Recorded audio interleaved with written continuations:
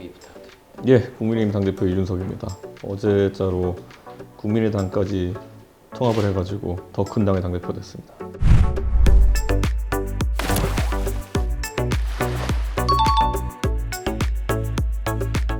선거의 연속이라 가지고요. 상당히 당대표 하면서 하고 싶었던 일들을 다 하지 못한 게 있습니다. 원래 전시의 리더십과 평시의 리더십이 다르거든요. 평시의 리더십을 좀 발휘할 수 있는 기회가 있었으면 좋겠는데 지금 말 그대로 선거만 하다 보니까 너무 선거 승리 자체만 몰두하게 되는 경향이 있어서 안타깝습니다. 선거 때는 이 관심을 많이 받는 쪽이 거의 이깁니다. 근데 이번 선거 기간 내에, 대선 기간 내내 그 이슈를 주도하는 쪽은 저희 당이었고, 그렇기 때문에 정말 어려운 정권 교체라는 그 과제를 5년 만에 저희가 할 수 있게 된 것이거든요. 사실 일반적인 5년도 아니고 탄핵 직후의 5년이거든요. 그렇기 때문에 그 쾌속 극복의 이면에는 저희가 이슈 선점을 잘하고 이슈 파이팅을 잘했다는 게 있을 것 같습니다. 이게 혐오를 구성하려면요, 혐오가 원래 혐오, 증오, 그리고 이걸 영어로 헤이트 스피치라고 하는 이게 성립되려면은 우선 상대를 싸잡아야 돼요. 나는 네가 홍길동이라서 싫어. 이거는 혐오가 되지 않아요. 나는 홍길동이 여성이기 때문에 싫어. 그럼 여성 혐오가 되는 거고요.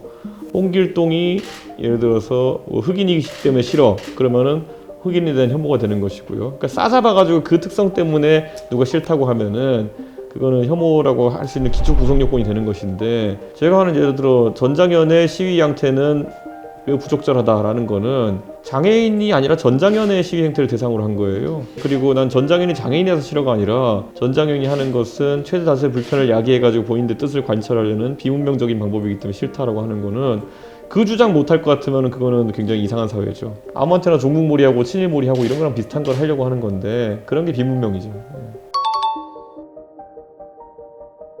여소야대가 지금까지 그 민주당 180석이라는 것이 국민들에게 긍정적인 영향을 끼쳐도 보지 않습니다.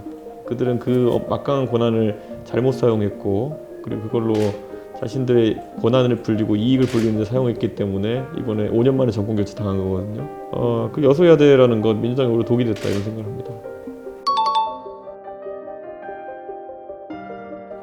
저는 청년이라는 그 단위를 인정 안 합니다. 제가 예전에 바른미래당에서 최고위원 도전했을 때 저는 청년 최고위원이 아니라 일반 최고위원을 도전했고요. 마찬가지로 저는 청년 당대표가 아니라 당대표가 된 겁니다. 우리 대변인들도 남녀노소 누구나 지원할 수 있는 토론 배틀에서 당당하게 우승하고 우승해서 이제 대변인 역할을 하는 거거든요. 저는 앞으로 이 청년 정치, 뭐냐면 정체성 정치 하려는 하는 사람들이 좀 없었으면 좋겠다, 그런 생각입니다.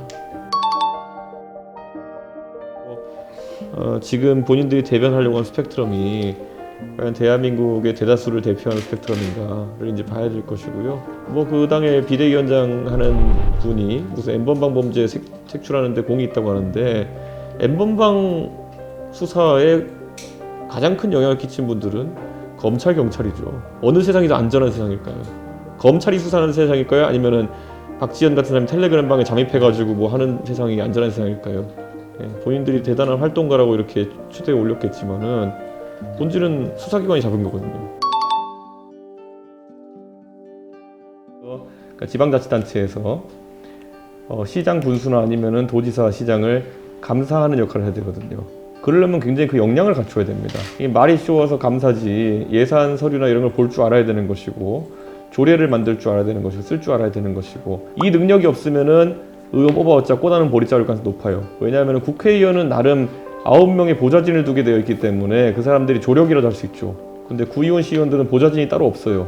본인의 능력이 곧 그 의원의 능력입니다. 그렇기 때문에 이거는 그 사람이 실제 행정을 감사할 수 있는 능력이 있는지를 검증하는 절차가 필요한데 어느 당도 지금까지 그렇게 하지 않았어요. 그러니까 이렇게 시험 본다 그러면 꼭 이상한 얘기 하는 분들이 있어요. 내면을 평가해야 된다, 뭐 인성을 평가해야 된다, 무슨 뭐 시험 잘 본다고 의정활동 잘하는 건 아니다, 뭐 이런 얘기들. 항상 이거에 반대하는 사람은 끄트머리 사례 들고 나와요. 시험에서는 능력을 보일 수 없으나 시험 점수는 바닥인데 의정활동을 잘할 수 있는 사람이 있다, 뭐 이런 논리를 가져오거든요. 저는 걸 믿지 않죠. 우리가 예전에 입시제도 같은 경우도 요즘은 조금 달라졌지만은 국영수과를 잘하는 것이 무슨 의미가 있냐, 또는 무슨 그 전공을 잘할 수 있는 상관이 있냐 하지만 상관관계가 있다고 저희는 보기 때문에 PPAT를 통해 가지고 역량을 측정하는 것이고, 이건 끄트머리 사례 발리 하나 든다고 해가지고 반박할 수 있는 게 아닙니다.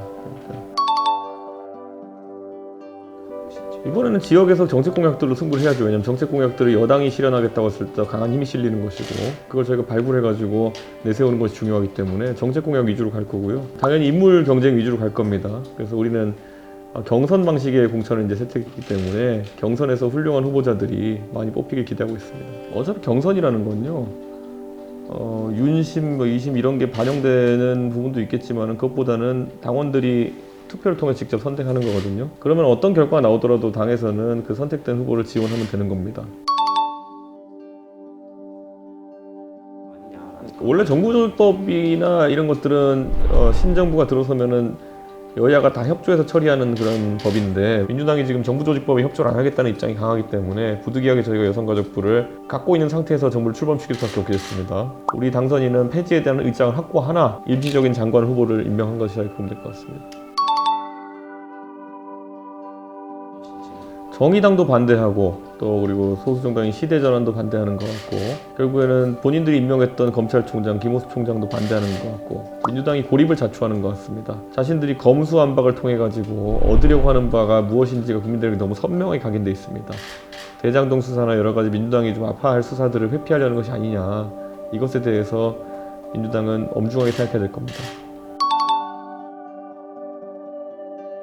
저는 한동훈 장관 후보자 같은 경우에는 굉장히 공격을 많이 받았죠. 문재인 정부 내내. 그렇기 때문에 본인이 최고의 수사검찰이었음에도 불구하고 수사를 2년 넘게 하지 못했던 것, 이것에 대해 가지고 많은 국민들이 안타까워하고 있다, 이런 생각을 합니다. 그리고 거기에 대해서 이 한동훈 검사장이 꼭 수사뿐만 아니라 이제 법무행정 분야에서도 본인의 역량을 발휘할 수 있는 기회가 마련됐다, 이렇게 보고 이건 당선인의 굉장히 통큰 선택이고 한동훈 검사장도 그 의미를 잘 파악해야 될 것이다. 저는 우리가 5년 만에 정권 교체가 한 것을 국민들께서 개혁을 하라는 그런 어떤 메시지를 주신 것을 받아들입니다. 우리 윤석열 당선인은 정치 경험이 부족하다는 것이 오히려 여의도 문법에 너무 휘둘리지 않는다는 장점이 될 수 있기 때문에 그걸 바탕으로 여러 가지 개혁이라든지 아니면 또 사회 구조적 변화라는 걸 이끌었으면 좋겠다. 당선인 공약지 보면 촉법소년 연령 인하라든지 이런 것들 사회적으로 굉장히 논쟁적일 만한 내용들이 있거든요. 이런 것들 다루면서 윤석열 정부는 일을 하는 정부다. 정쟁은 회피하고 일을 하는 정부다라는 인식을 강화시켰으면 좋겠습니다. 당선인의 어떤 정치적인 행위가 좀 약간 부족하거나 이런 게 있다고 하면은 그걸 보완하는 게 당입니다. 당과 당선인과의 관계가 어느 정부보다 좋기 때문에 저는 충분히 상호 보완적으로 잘 국가를 운영해 갈 수 있을 것이라 기대합니다.